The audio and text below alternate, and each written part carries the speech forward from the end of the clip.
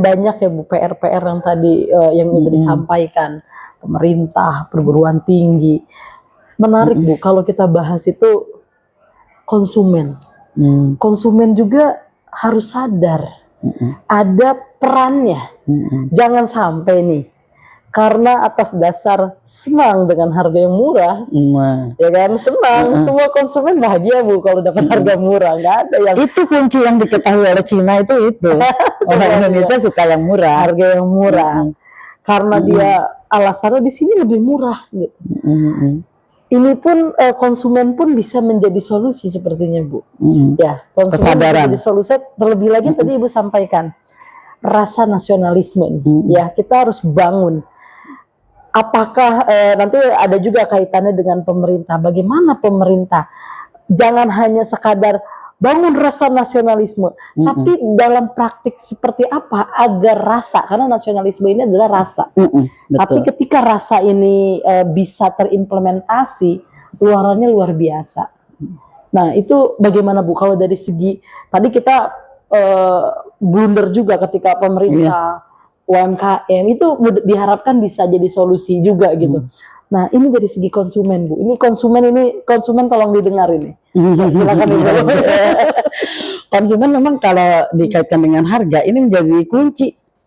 Kuncinya harga itu di konsumen karena permintaan akan menentukan penawaran, begitu kan ya hukum ekonominya begitu. Prinsip ekonominya seperti itu. Oleh karena itu sebagai kunci ada satu mindset yang mesti dibangun gitu ya. Ada mindset yang harus dibangun bahwa produk dalam negeri bukan lebih baik. Ya bukan lebih baik secara kualitasnya atau kuantitasnya, bukan. Tapi itu lebih baik kita beli dengan motif bahwa dia adalah saudara sebangsa setanah air yang perlu kita support kehidupannya dengan memberikan sedikit keuntungan dengan cara membeli ya, membeli apa yang dia jual gitu. Ini adalah jaringan-jaringan yang harus dikuatkan gitu ya di antara konsumen dengan pedagang-pedagang lokal gitu supaya dapat membentengi diri dari keruntuhan yang tidak terasa sebetulnya.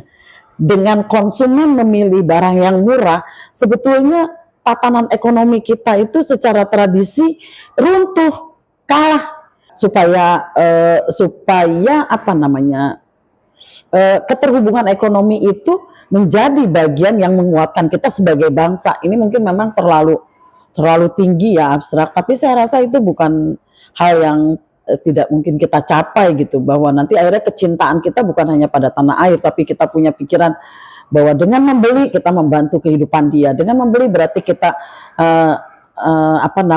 menolong saudara sebangsa setanah air begitu, dan kekokohan mereka akan memberikan efek secara tidak langsung terhadap kita sebagai pembeli. Agar konsumen itu punya peran gitu terhadap problematika, karena ini problematika ini kan tidak secara langsung problematika UMKM, tapi secara nasional.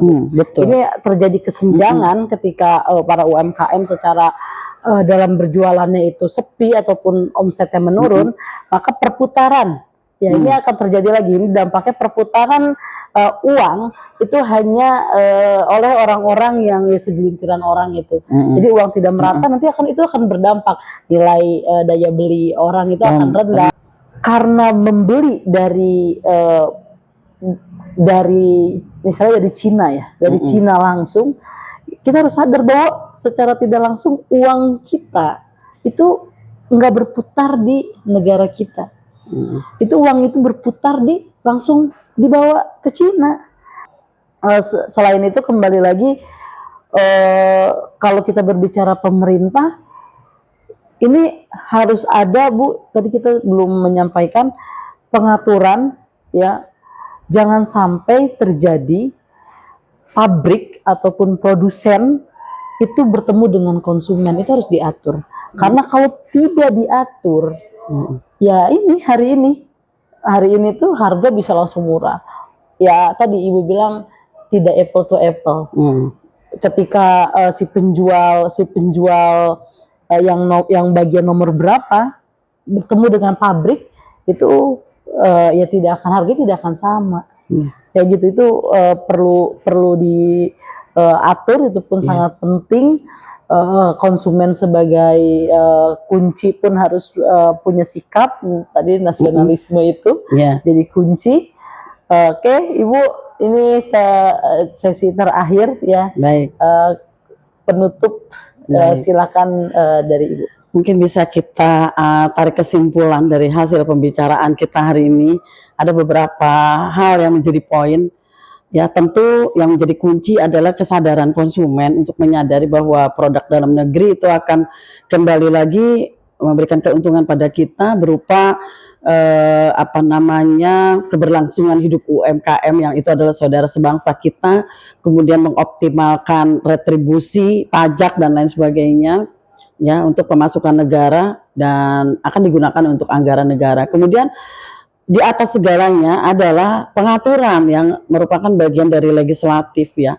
Tugas legislatif untuk memperbaharui supaya peraturan-peraturan kita yang berkaitan dengan transaksi ekonomi, kalau sementara ini masih undang-undang ITE itu sudah tidak mengakomodir dan tidak bisa mengikuti kecepatan transaksi digital antar negara terutama begitu, itu harus segera diantisipasi. Nah, itu adalah bagian dari legislatif.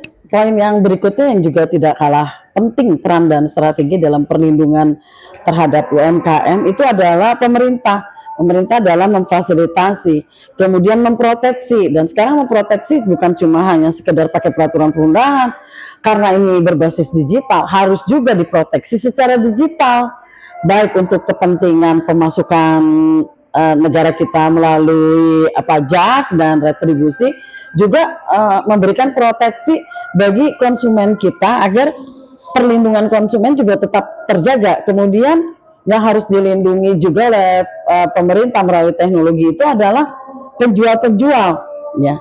Bagaimana penjual besar dari negara-negara lain yang merupakan tangan pertama atau produsen yang pertama itu tidak terhubung dengan konsumen kita secara langsung. Jadi tetap harus menghubungi importir, kemudian supplier dan lain sebagainya di Indonesia.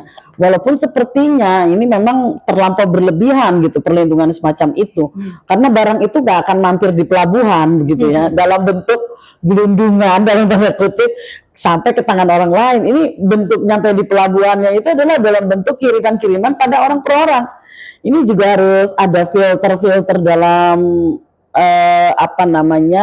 dalam suatu skema teknologi, bukan skema hukum lagi begitu. Regulasi kan hukum itu hanya, tapi bagaimana betul-betul itu menjadi nyata, itu semuanya basisnya teknologi. Nah, ini perlu juga mungkin sentuhan dari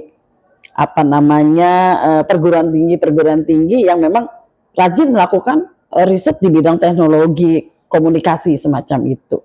Demikian, Kak. Terima kasih Ibu atas closing statement-nya dan juga waktunya atas diskusi kita. Sama-sama. Semoga Ibu sehat selalu, sukses, dilancarkan semuanya. Diakhiri, wassalamualaikum warahmatullahi wabarakatuh.